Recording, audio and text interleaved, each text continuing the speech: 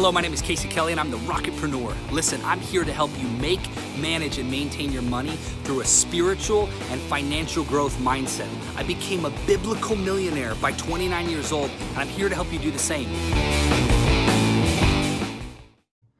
Good morning. Hope you're doing amazing. This is Casey Kelly, the Rocketpreneur, and welcome to the Rocket Preacher Live Weekly Business Sermon. This is Live 11, Rocket to the Moon. We're doing a 4-part series right now where I'm teaching you how to take your life from meh to wah! I'm just crazy. I don't know. I'm just having too much coffee this morning. But listen, I want to help radically conform and change your life in so many ways. And the only way that can be possible is if you learn how to overcome the obstacles of your life. If you learn how to do the next right thing little by little. If you develop a routine, you've got to be a person of action, of diligence, of passion. Listen, if you're not like me, that's okay. I'm going to teach you the things that you can do to be like you, to be the best version of who you're going to be as a person so that you can overcome the world in so many ways. And so today, I want to start out by saying, hey, it's okay. You're going to be okay, but you got to listen and you got to take action. So we're going to talk today about networks. We are doing a 7-part series week over week. This is week 11 that I've been doing the Rocket Preacher, but this is actually week 4 of our 7-part series on networks and networking. And what does that mean? You've probably heard the term that your network, the size of your network determines your net worth, right? How are you going to make money? How are you going to be successful? Well, it all comes down to your network, right? And who you know. I think that that's partially true. It's not all just network driven because you yourself have to be a brand. You have to be somebody that people trust. You have to be a doer. You have to be a giver. There's all these other things that play into it. It's not just knowing Uncle Tom who has a bunch of money. It's being a person that Uncle Tom would give money to or work with. Right? So it starts first with your character and then builds into the relationships you have with other people. And so today, I want to break down a couple ideas around networks. What is a network? A network is an interconnected community that allows you to grow whatever you need to grow in your life objectively, right? So for example, if you go to a church, that is a network of people who believe what you believe if you're going to this church, and it's a network of connectivity. If you have a family, that's a network, right? It's an extended network of people. A network is the connectivity between one and, a person and another person. 1 and 1 equals 2. Connectivity, connectedness. And so there's this idea of how to build a network, how to really grow a deep network, not just wide, right? Jesus only had 12 disciples, with 3 of them being his closest. There were tens of thousands, if not hundreds of thousands of people that actually followed Jesus, and millions today, even up to 2 billion, I think, claim to be Christians today on this earth. But there were only a few that were really physically close to Jesus. And so we have to start to determine, what does a network really look like? And how do we want to live within the capacity of our networks and relationships? So let's talk today. I'm going to teach you how to meet any person in the world by the middle of this talk. I'm going to spend about 15-20 minutes sharing these different ideas with you, but I'm going to teach you how to meet anybody, but it starts first with you being a person worth meeting. Listen, have you asked the hard questions in your life about whether or not you are worthy of the relationships that you have? I know that's a tough question, but if life is short and it's but a breath, how are you pouring yourself out so that others are refreshed? The Bible says that if you refresh other people, you yourself will be refreshed. Proverbs 11:25. He who refreshes others will he himself be refreshed. If you're a person who lights others up with all your heart, mind, soul, and strength, you yourself will be lit up. If you are a person who burns people out, you will be burnt out. That's just how it works. That's by proxy. This is how God made the earth. 1 and 1 is 2. I keep saying that because it's truth. It's mathematical probability and proof. I don't know, I'm just talking really fast and crazy. But listen, we've got to be people that are worth knowing. Are you somebody that is worth knowing? Now, that's a tough question. I would recommend, to determine that, first you got to ask yourself, am I somebody worth knowing? And second, you should ask 3 people that are close to you. So as a challenge today, I want you to go out and ask 3 people that you know and say, hey, do you think I'm like a good friend? Am I worth knowing? And that may be uncomfortable for men or even you as a woman. If you're a woman watching this, it may be uncomfortable to ask that, but it'd be worth asking because it shows intent. It shows that you care about what other people think. And beyond that, you need to listen to their feedback. I've asked people like, hey, do you think I'm a hard worker? And back in the day, people would say like, no, I don't think you can keep a job more than 3 months. My friend Justin Lawrence literally said that to me. He's like, I challenge you just to keep a job for like 3 months. And I was like, well, screw you. I could keep it forever. And I worked there for a year, so I'm proud to say I totally blew his expectations out of water. Boom, that's how I roll. However, I was not always a hard worker. I was not always a person that you would say like bursts out of bed at 5:30 in the morning, gets outside, reads his Bible, lifts his weights, fights for the things that he cares about most. Like I didn't have those disciplines. And if you go to last week's talk on the Weekly Preacher, number 10, you'll see the power of routine and systems and developing that for your life in a unique way so it compounds and changes you. However, I do want to talk to you about this idea of being a person that is worth knowing. So listen, go ask 3 people today. 3, 1, 2, 3. Hey, am I worth knowing? Am I somebody that you would trust? And if they say no, fix the things they say. If they say yes, listen to their feedback and believe it, okay? So that's something I want to challenge you. Beyond being a person that is worth knowing, you need to start to determine who you want to know. The Bible says that bad company corrupts good character, right? So if you are around a bunch of people that are not good character for your life, that are not in line with your objective goals, short-term and long-term, get them out of your life. You've got to remove them from your life because you're just going to find yourself spinning in circles with people that are not of the same vision and cloth that you have. Listen, I have friends who love to party and drink every weekend. They just get hammered, drunk, crazy. And to be real with you, by Monday morning, it's so hard for them to get into their routines because all they do is get hammered drunk and then they can't function properly. And they spend the rest of the week just looking forward to that.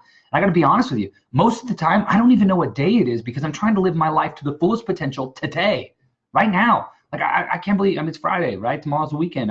It's kind of blurry for me. I have these routines, I have these behaviors, I have these things I like to do every single day. But at the end of the day, I don't usually know what day it is because I'm so focused on what's happening now, what's right in front of me, what's the next right thing I got to do. And so you may be wondering why I'm talking about all these other concepts of like being a person that's worth knowing and also being a person who has a routine and has plans and also determining who you want to hang out with. It's because if you get in a certain circle of friends, it can drive you to destruction or it can drive you to profitability.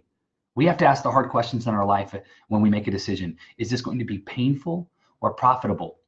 In my upcoming course that I'll be launching very soon, the 7 pillars of business and life and success that you got to master to survive and to be super successful, I talk all about this idea of profitability or pain.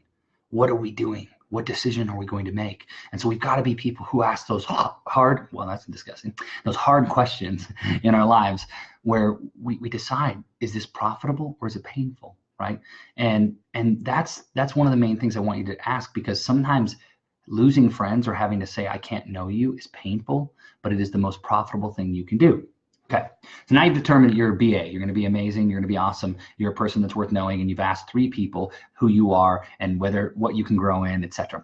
2, you're now going to determine what type of networks that you actually want to live within. What type of networks do you want to have? There are a couple type of networks, and I think are critical for your life. When we talk about the 5 F's, right? You have faith, which is first. You have family. You have fitness. You have finance, and you have fellowship. And inside of every one of these F's, as I like to call the rocket fuel 5 F's, you're going to need to find a network in each one, right? So let's just start with the first F, which is faith. So for faith, what is a network that you could connect with today? Well, obviously earlier I said a church, right? What if it's a Bible study? Is it a weekly Wednesday Bible study? Is it a group? Is it a young women's group? Is it a woman's group, a male group? I mean, is it basketball that you play? What is that group for church fellowship and relationship that you're connected to? Where are you connected to the body so that you can provide blessing and also be refreshed? Like we talked about, refresh others, get refreshed. You can't do that if you're not in a network. I know so many people who claim to have faith or be a Christian who tell me that they don't go to church. Oh, because I got hurt or because this happened. I'm like, I get that, but the Bible tells us that we need to be in community. Hebrews says, do not give up meeting with one another as some are in the habit of doing, for without knowing it. These guys are entertaining angels. Like we don't realize that we might be entertaining angels when we go to these different places. And so I want you to think about that. I'm not trying to convict you. I'm trying to encourage you, right? I'm trying to have you ask hard questions like, what are the things I'm doing from a network standpoint to grow my faith? You know, I had an amazing conversation with a guy yesterday who is an atheist. He's like, I'm an atheist. I'm like, well, maybe you're agnostic. No, I do not believe in a God. Do not need a God. And he was hyper focused on it. And we lovingly debated for like 40 minutes through these different ideas, which was totally cool with me. I don't mind. I love talking about faith. I love trying to grow and learn and understand. And when it was said and done, I said, man, all of this truly comes down to faith. It requires you to have faith. So where are you going let's call him Tom. That wasn't his name, but Tom, where are you going that's going to help you grow that belief? Like, what's your network and connected? He's like, oh, well, I'm a part of these groups over here. And I'm like, cool. So with your faith belief system and what you want to, what you say you believe on this first F, you need to be in those networks and spending time with those people. So for me, I go to church. I fight to go every Saturday. That's when our church meets. I fight to go to Wednesday Bible studies and get-togethers and birthdays and all kinds of stuff because I want to be in community with those that I believe what I believe. Does that make sense? Okay. Second network. It's not hard to find. There's lots of great churches. You can go online, Google great churches. Just kidding. I'd be happy to provide you a list if you have questions. But churches, faith, family. Next thing, what's the networks of your family, right? What's your immediate family? Are you married? Do you have children? Are you investing in your kids? Are you spending time intentionally? Are you fighting to be that man or woman of character that is diligent and cares about what's going to happen with your kids? Are you trying to love other people in your extended family? Those are the questions. That is the network and how to develop it. Now, remember, you've got to be a person that's worth loving. It starts with you. It really does. It's not all about you, but it starts with you. Because once you start to fix yourself, you can turn and go, oh my gosh, I want to love this person. I want to pour myself out like Jesus did for these people. And so I think that that's critical that we understand that and we start to live in that. You look at your fitness, right? What are those networks? Are you working out? Do you have accountability buddies, as I like to call it? Is there someone who wakes up every morning with you and walks? Is there somebody you talk to about your walks? Are you being accountable if you're going out and exercising midday? Are you sharing those things? And are you living in a community? There are so many apps that you could use that would help align incentives for your life. There's a book called, or there's an app rather, called MyFitnessPal, and that's amazing. You can add friends from Facebook or wherever, and then you can add your food, and you can add a bunch of different things, and it's amazing because at the end of the day, you are able to track what you ate, and you can track your walks, and you can track your goals because Under Armour bought the company, so it becomes a lot easier because they plug in all these other apps. But that is a community. That is a network. I hope you're getting the picture that in each one of these areas, you need a network or a community of people that can not only hold you accountable, but push you towards your objective goals. And my goal as the Rocket Preacher is to help equip you both spiritually and financially. Listen, I want to help you change your life. I want to help you become a millionaire. Why? Because I did by the age of 29, and I know what it takes now. And I know what you need to freaking do if you pay attention to the things I'm going to tell you and the things I want to teach you. Now, again, that's not your goal. You don't want to be a millionaire? No problem. What do you want to do in your life? I would love to help you accomplish your goals because life is freaking short. And if it's so short, let's not waste it, right? That's kind of where my brain goes. I just think like that constantly. It's like, I don't want to waste my time. I don't want to waste my life. And that can be burdensome at times, but you know what? It's most of the time a blessing. It's most of the time a profitable thing, not a painful thing, okay? And so I'm not going to go through all the rest of the F's, but the idea is this. What are the networks, okay? So once you've determined what the networks are in each one of these 5 F's of your life, you can start to determine when you move into let's say the 4th F, the finances, how to meet anybody you want to meet, right? Because with your family, you know your family. With your church, you can find a church. But what about if you want to meet Mark Cuban? What if you want to meet Mark Cuban, who owns the Dallas Mavericks and is a billionaire? Can I tell you that I had that ambition and goal about 5 years ago, and I did it? Here's how I did it. I went where Mark was. I went to an event where Mark Cuban was speaking, and I walked up to Mark and I said, hi, I'm Casey. Nice to meet you. He's like, cool. Nice to meet you too. I'm like, I'd love to stay connected with you. He's like, cool, man. I'm really busy. Nice to meet you. You should totally download my book. You'll learn more about me. I'm like, okay, thanks. I walked away from that and I was like, okay, tell me to download his book. I don't know how I'm going to connect with Mark through his book. Well, on page 1, it said, if you'd like to connect with me, here is my email, my personal email. And if you write something that's lovely about my book, I'll be sure to write back. So I thought, oh, okay. Read his book, got all the way through it, and I thought, man, this is really awesome. I'm going to reach out to Mark like he told me to. But I'm not going to just reach out to Mark and be like, hey, Mark, remember me? I'm the tattooed, weird-looking guy. I got some crazy hair and glasses. You don't do that. That's not what you do. You need to intrigue the celebrity or person. Forget just celebrities. He's a human. He poops, he eats, he sleeps, he's got problems, he's got bills, right? He may have some more money than we have some days, but he's just a human. In the imago Dei, like we talked about a couple weeks ago, the image of God. He's just a human. And so you shouldn't be afraid to talk to the human. I get all nervous and butterflies, but I'm like, go to war, what's up? So I said, okay, I'm just going to write Mark, but I need to intrigue Mark. I need to get his attention. And so what I did is I mentioned a specific thing on page 72 of his book, and I asked him a clarifying question of how it could pertain and help me. Because Mark says he wants to help people. I'm going to put him to the test. So I said, hey, Mark, on page 72, when it talks about going public, I have a business that's doing $5 million a year, and I would like to take it public, but I don't know if it's the best idea. And I know I'm all tapping like I'm typing, because I was typing. And so I said, I'd like to do that. What do you think, Mark? I would love your advice for this young entrepreneur. Mark wrote back like 10 minutes later, Don't go public. Here's why. Here's my thoughts. Read this. I go and read it, come back, ask more questions. You see, now we have a relationship. But because I knew myself and because I knew that I could provide value and because I was confident in my own identity, I was able to approach Mark, right? So I went where Mark was physically. I literally went where he was speaking. 2, I went where he told me to go to be able to connect with him. 3, I then reached out, intrigued his interest. And then 4, I kept his interest.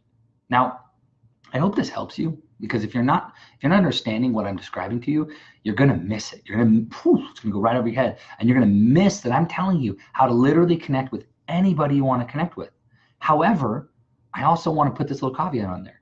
You might discover once you get to know the people a little bit that they're not people you really want to know anyways, right? So let me give you an example. As I got to know Mark a little bit, Mark was a very busy guy who didn't really have time to answer the questions the way I needed him to. And so he would hand me off to other people, and those other people couldn't answer my questions. And so I was frustrated. Mark is a good guy, but Mark told me he never had a mentor in his life and he didn't need one. Well, I don't know that that's the kind of person that I wanted to spend all my time with, because at the end of the day, Mark may be a billionaire and super successful, and he is. Look, God's grace that dude. He's a great guy. He helped me a lot by giving me a few pieces of advice. However, he's not the kind of guy that was willing and able to invest in me in a real way that I needed. And so although there's this network, and right now I could email Mark Cuban, he'd likely email me back and say, yeah, and I can introduce him to people. That's not what it's about. But there was a key thing that I gleaned out of it. I learned the power of, 1, reaching out to any human without being afraid. 2, asking intriguing questions that kept people interested and engaged. But then 3, how to build a relationship that was long lasting, that didn't burn bridges. Listen, one of the key things that you're going to need to do and develop if you want strong networks and strong relationships, especially in this financial world, in the sector, you're going to need to not be a person who burns and takes. You must be a giver. There's a book by Adam Grant called Give and Take. It is an amazing book. I love this book because it talks about the concept of being a giver and pouring yourself out, and always givers are on top, where takers are consistently at the bottom. They're constantly walking on people, they're crushing people, and although they seem like they have so much, they're empty and they're lonely and they don't really find success in their lives. And so being a giver is the objective. It is the modus operandi of your life. And so if you can be a person who offers tremendous, real, powerful value to people, you will radically change their world and yours. So listen, a couple things I want you to think about. Do you want to make money? Do you want to be financially successful? Do you want to win in this life in ways that you don't know how to describe? Do you want to have treasure in heaven, as the Bible says? Die. Be a person who dies to themselves. Be a servant leader. Pour yourself out. Be a giver. Listen, you want to meet anybody? Serve. A gift makes way for the giver, the Bible says. A gift makes way. Give gifts. Be a blessing. Refresh others. Get the hell out of your own way. Stop making it cloudy by trying to insert your own agenda. Don't listen so you can just speak. Listen because you care to hear. Change your heart. This is something I struggled with for years because I like to talk, right? I like to move my mouth. But I learned to ask intentional questions. And one practical way that you can start to ask questions is by asking how questions. Like, that's one practical way you can ask intentional questions. Ask someone, how do you feel? How does that affect you? How would you do that? And then ask why. Why does it make you feel that way? And what? Who, what, why, how? Like, these aren't complicated things. But you should ask questions and you should listen, and then you should reiterate back to them. You should label and you should match and say, oh, I think you said this, right, Tom? You show intentional care and people will trust you. The most wild thing happened a couple days ago. So I'm standing in our office. I had recently sold my company, as you guys know, or may not know. I recently sold my business, and I'm standing in the shop, and I'm with a couple of the executives, and we were walking through a store, and in walks this guy who just comes out of his Lamborghini. It's probably a $220,000 Lamborghini. He walks in and he's like, Casey Kelly, you are the man. So good to see you, dude. And I'm like, oh, dude, good to see you, Brandon. And I give him a high five. I was like, man, I haven't seen you forever. How are things going? And, you know, we're this brief little interaction back and forth. And I turn around and I'm like, hey, it's great to see you, Brandon. You need to get your phone fixed? Cool. Let me introduce you to Rob. Rob will take care of it. So Rob starts to take care of him. We walk out of the room. And the executives and the investors that were with us were like, that guy is like owns the largest real estate organization like in like these 13 states in our Western region, right? like, yeah. They're like, how do you know him? How do you know Brandon? I was like, well, one day Brandon decided not to back up his phone because he's so afraid of the fact that the government might be spying on him, and he has the president's phone number and all these huge celebrities in his phone, that he literally never backed it up, and it bricked. And he went to Apple, Verizon, AT&T. He went to several other repair shops and finally landed at my doorstep at 6:25 p.m. And I was about to walk out the door, and I spent 5 hours with Brandon fixing his phone and investing in him. Talking with him about life and love and different ideas while fixing his phone and getting the software to work. And finally, I was the only one who saved the day, because in that one moment, I laid myself out, despite the fact that people might have quit 4 hours and 20 minutes in. I went all the way to the 5th hour, and I fixed his freaking phone, because I don't give up and I don't quit, because I want to provide real value if I can. And I don't stop till I know I can't do it anymore, right? Those are one of the secrets too. And I fixed this dude, Brandon's phone. And for all time now, we have the best rates and the best deals on real estate, simply because I helped this guy, Brandon, when no one else really was willing to do it. And so now you'd be like, oh my gosh, like Brandon's in your network, right? 100%. If I needed to pick up the phone and call Brandon and be like, Brandon, I need your help with this real estate deal. Or Brandon, I need this guy here. Or I need to save $100,000 on a lease for this guy over here who pays you millions of dollars a year. Brandon would do that because we have a relationship. I hope you've learned the lessons throughout this conversation and throughout this preaching, that networks are nothing more than relationships with other people. And how do you develop that relationship? Quick review. First, know yourself and get right. Ask hard questions about whether you're a person worth knowing. 2, provide real value to people by asking them questions and listening to them. You need to ask hard questions, the how questions, the why questions, the what questions.